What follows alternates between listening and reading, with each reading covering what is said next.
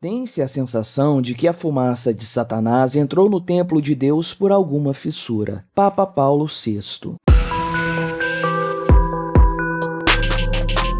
Este é o Visão Libertária, sua fonte de informações descentralizadas e distribuídas. Este artigo foi sugerido por Carlos, escrito por Capitão Caverna, revisado por Peter Turguniev, narrado e produzido por mim, Quintessência. Não é de hoje que sabemos que os socialistas buscam invadir as igrejas e espalhar sua peçonha através de palavras bonitas e trechos bíblicos de forma astuta para incutir a doutrina socialista na mente das pessoas. No início, o materialismo ateu marxista buscou atacar frontalmente a fé cristã, prendendo, fuzilando e matando religiosos. No entanto, isso gera um efeito backlash, pois não é nos últimos 100 anos que os cristãos são perseguidos, mas sim desde o seu início, com Jesus sofrendo morte de cruz. Divagando um pouco, o Império Romano, os comunistas, os nazistas e o próprio diabo tentaram derrubar o cristianismo e não conseguiram. E não será o revolucionáriozinho de apartamento, criado a leite de soja com pera, que conseguirá. Vendo que não conseguiriam acabar com o cristianismo batendo de frente, os socialistas mudaram de tática, decidiram se infiltrar na igreja e implodi-la por dentro. A primeira vítima foi a Igreja Católica, a maior representante cristã do mundo e também do Brasil. Eles passaram a inserir a teologia da libertação na Igreja Católica do Brasil nos anos 60, após o Concílio Vaticano II. A teologia da libertação é uma pseudo-abordagem cristã para a libertação dos oprimidos, fazendo análises socioeconômicas visando a preocupação social com os pobres e a libertação política dos povos oprimidos. A situação foi agravada em razão de a Igreja ter deixado de condenar o comunismo no Concílio Vaticano II, dando abertura para que os grupos socialistas se infiltrassem ainda mais nas paróquias. Somente em 1984, a Congregação para a Doutrina da Fé condenou os formuladores da teologia da libertação, mas nesse ponto a infiltração já tinha sido realizada, e mesmo hoje é possível notar um grande número de socialistas dentro da Igreja Católica no Brasil, indo desde ministros até bispos. Caso você tenha interesse em entender melhor o assunto, recomendo o documentário Eles Estão no Meio de Nós, de Bernardo Kister, que detalha a infiltração comunista na Igreja Católica do Brasil. Essa contextualização foi necessária para demonstrar que as garras do socialismo já seguram o pescoço do cristianismo no Brasil desde muito tempo, mas por que isso não foi intenso nas igrejas evangélicas? A própria teologia da libertação teve expoentes protestantes no Brasil já na década de 70, mas alguns fatores influíram para que eles não tivessem êxito. As denominações evangélicas no Brasil são altamente diversas e pulverizadas, diferentemente da Igreja Católica, que possui uma hierarquia rígida, regramento jurídico próprio e ritos litúrgicos padronizados. Além disso, o número de evangélicos no Brasil era pequeno, sendo cerca de 5% da população brasileira nos anos 70, enquanto os católicos representavam mais de 90%. Além disso, a Igreja Católica havia empregado várias resistências contra o comunismo, como o Decretum contra Communismum de 1949, redigido pelo Papa Pio XII, que inclusive determinou a excomunhão daqueles católicos que viessem a apoiar o comunismo, como de fato houve condenações, como a excomunhão do padre Jan Deche, nomeado bispo pelo governo comunista tchecoslovaco nos anos 50. As denominações descentralizadas, o baixo número de adeptos nos anos 60 e 70 e o não histórico de conflitos foram fatores determinantes para que os socialistas ignorassem os evangélicos nos anos 70, concentrando suas forças em adentrar na Igreja Católica. O intento dos socialistas foi alcançado quando, em 2002, membros da Igreja Católica foram responsáveis por conseguir uma quantidade de votos expressiva para o candidato do Partido dos Trabalhadores. 16 anos à frente, o establishment socialista foi quebrado quando um candidato que ninguém imaginava sequer chegar ao segundo turno foi eleito, e isso deixou a elite socialista em choque. Eles não entendiam o que estava acontecendo e qual a razão de terem perdido a eleição. Começou uma caça às bruxas com histórias sobre fake news, disparos de mensagens em massa e as mais diversas teorias da conspiração foram cogitadas, mas no fim, eles se tocaram que o número número de evangélicos havia aumentado muito desde os anos 2000, sendo quase 30% da população. E ainda mais grave, eles perceberam que não possuíam capilaridade nesse grupo. Muitos evangélicos são conservadores, mas um ponto de suas denominações é extremamente libertário, por serem denominações de múltiplas vertentes, sem uma autoridade central ditando as regras em uma hierarquia. Eles possuem núcleos muito mais difíceis de serem penetrados, e aliando isso com o crescimento da informação descentralizada e distribuída, temos uma verdadeira bala de prata contra o socialismo. Aqui chegamos no ponto em que o ex-deputado José Genuíno, condenado e preso no escândalo do Mensalão, e você pode entender mais sobre o assunto no especial aqui do canal A História de Lula. Bem, ele revelou em entrevista ao Diário do Centro do Mundo TV, DCM-TV, o